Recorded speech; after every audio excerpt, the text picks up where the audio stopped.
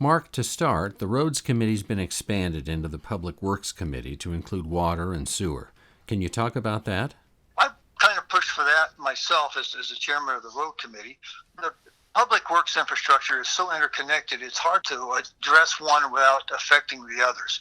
For example, in East Springs, we were looking at the water line needing to be redone, and since we had to spend the money on that anyway and redo the road, it made sense to look at the road and the water together. The short version on that is they're just so interconnected, you just can't really look at one without affecting the others.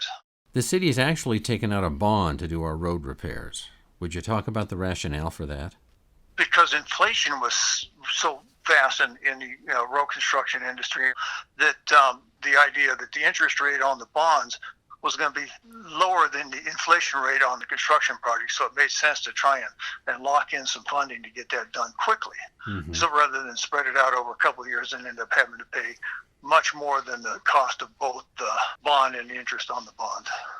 I think we borrowed somewhere in the neighborhood of $588,000, and then we had some money. I must say about another $300,000 and so in reserve account that we were able to use that the council chose to use on that. So that gave us enough to complete a portion of the projects we were looking at. I think we identified 6 or 7 projects, prioritized them, and ended up with 4 we thought we could fund. So describe those 4 projects for us. So we have 2 projects that are one completed and one close to being completed now. One was there was a Mitchell homeowner project. I don't remember the exact address. I know it's on Oak Drive. That we had to control the stormwater that kept running down into their basement and causing damage, repeated damage on that. So we had the potential for litigation on that project and another project. So the council chose to complete those projects. Another one is the Northview Circle. There was some construction when it was designed back, whenever it was done, there was the substandard construction, for lack of a better choice of words, caused us to have to redo that. Again, the property owner there was looking at litigation because they couldn't build any of their homes because of the infrastructure was not acceptable. That was in the neighborhood of about $300K. It's probably 90% complete right now. They're hoping to be able to get asphalt on it before the plant shut down in October, so we're hoping early October on that one. And then there are 2 other road projects. Talk about how those are going. The city had a contract to put a new water line in East Spring. Unfortunately, the fires kind of kicked us out of all that. We said, well, East Spring Road is pretty bad anyway, and because the city is looking at putting water line in there, we chose East Spring to be one of the 2 projects because of the need to repair the road and the water at the same time. It just made sense to do both together. Mm-hmm. And the last priority that we figured we had funding for was going to be Lower Oak, just around the bottom of Lower Oak where it turns and heads up to Woodland Hills Drive. Oh, okay. That road is in pretty bad shape there. So those were the projects we figured we had enough money to do. And what we knew we had enough money to complete the East Spring portion of it. We didn't know exactly how much we were going to get of Lower Oak, but we did know that we didn't have enough. We would just do what was available. Well, and then we had all kinds of leaks in our water system, and I imagine that impacted the plans for these projects. Now, see, we've kind of had a complete shift in our approach, because as all this was getting put together and getting ready to move on, the water line in the city issues come up to where we're finding that the water line infrastructure was in need of replacement. So we kind of, right in the middle of the stream, we had to change horses, so to speak. The obvious choice was to say, well, we got to do the water lines. They'll probably cut out about 4 foot of the roads and reinstall water line under the asphalt.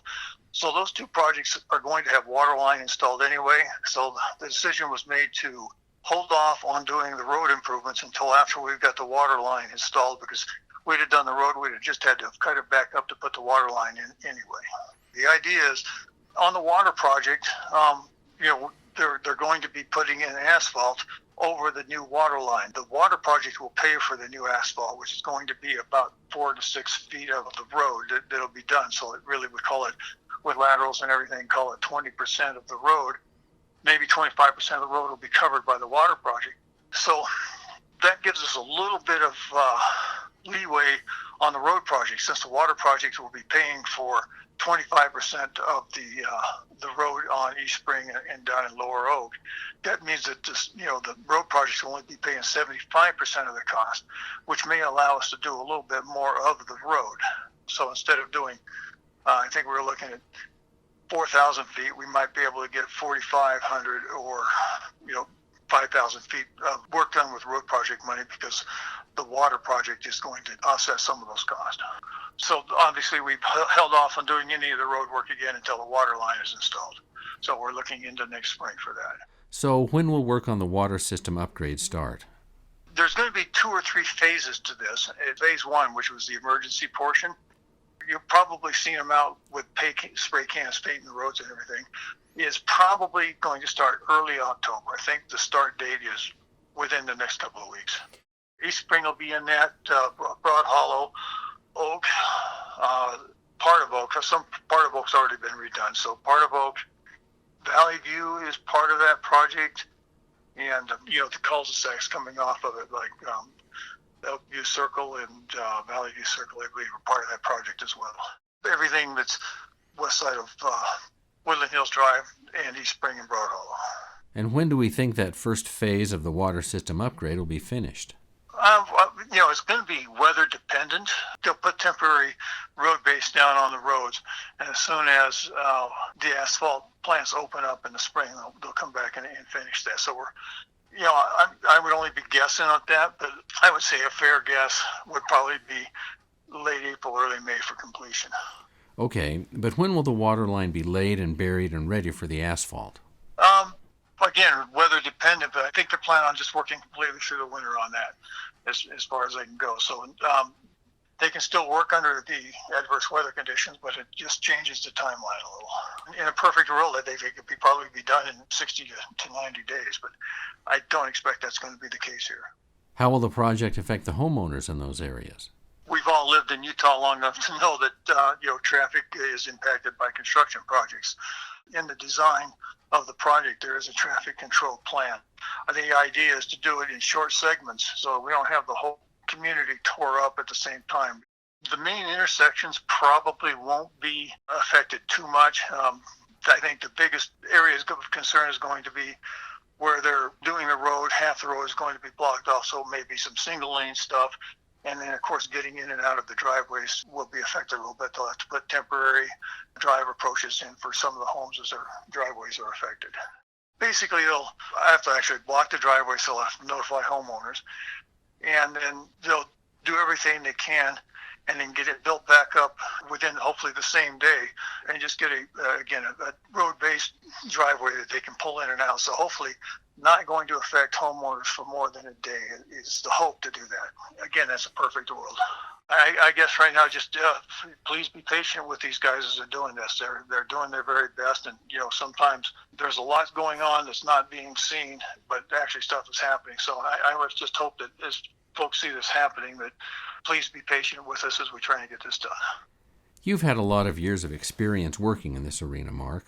From your perspective, are there any other things you think would be important for residents to know about our road and water system upgrade? One thing I always like to say is, planning. If a community is not planning 20 years ahead, they're setting themselves up for failure. Fortunately, I think our current council and mayor is seeing the effects of, planning is biting us pretty hard right now. So I think moving forward, I think that we need to make sure we're planning for the future so that 30 years from now, we're not in the same position we're in right now.